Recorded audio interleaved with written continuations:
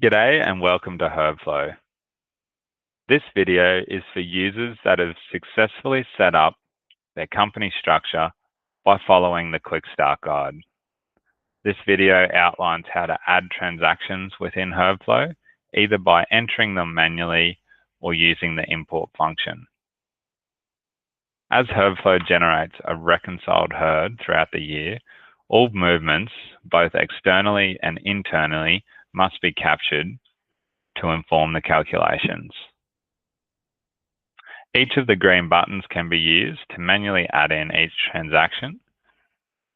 Where there's relevant fields, some marked as mandatory by the red asterisks. Animals can be moved between or from enterprises and locations, and also between business units using the internal transfer function. By entering in the mandatory fields, we can start to complete the information to inform our livestock schedule. As this example company does not have any opening non-reproducing females of this age, a warning will appear.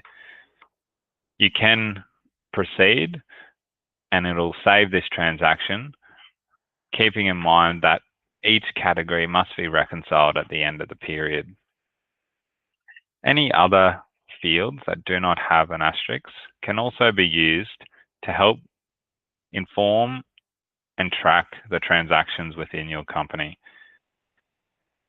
These can be exported in any of the reports to help additional analysis and also give context to the relevant transaction.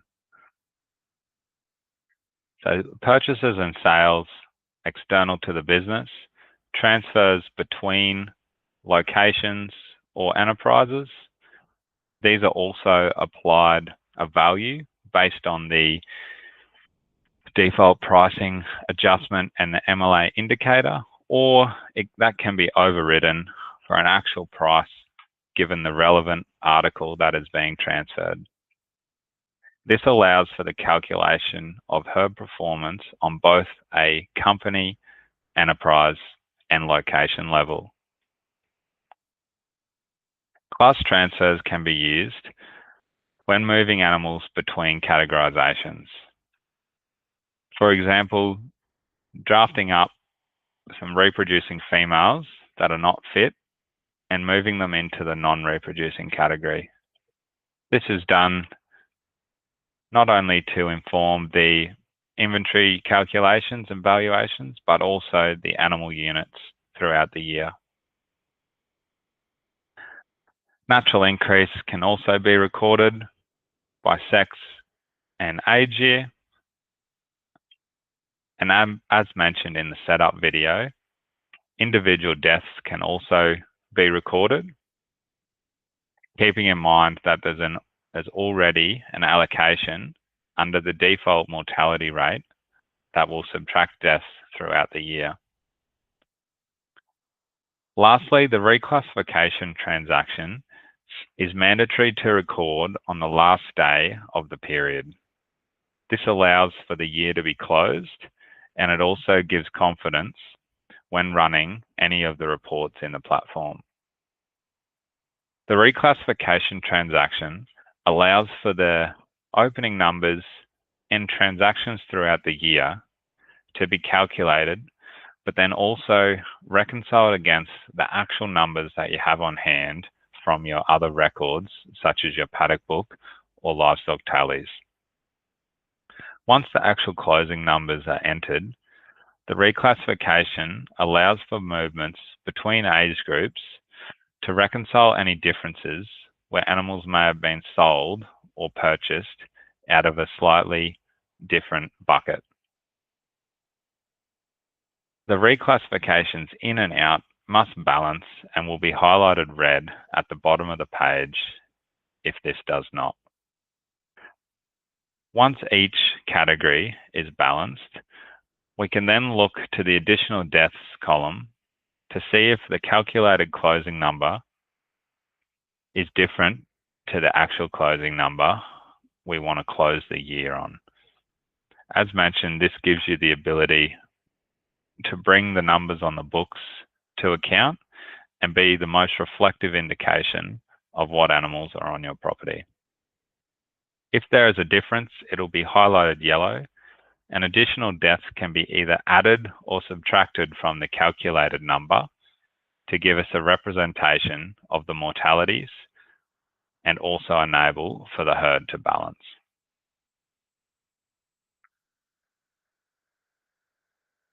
This is how each transaction can be added manually.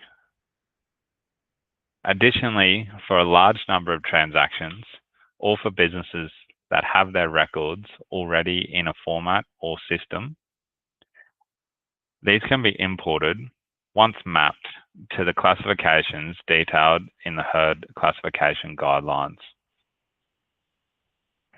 A template can be downloaded, or in the user manual, we have the syntax available,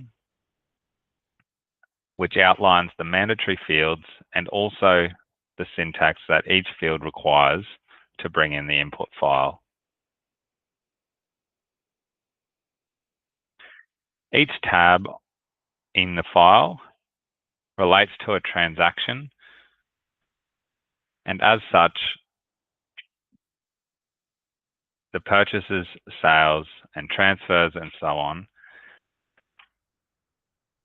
can be imported in bulk within the system. To access this syntax, please select the AI assistant and then refer to the user manual. The relevant section will detail the requirements and import function to bring in transactions in the system. Once the period is complete and all movements between business units, enterprises, and locations are recorded, you can then return to the periods option under the setup screen. And once a reclassification is recorded, it'll allow this period to close. For standard or premium subscribers, there'll then be a green button which you can click here to add the next period and move forward with the platform. For those that have accessed the free trial of 1 year's data within the platform, if you upgrade to the standard subscription, you'll be able to continue using this data set and add on any additional years or periods in the system. Thank you for your time. The next video will detail how to get the reports out of the system once transactions and periods are accounted for.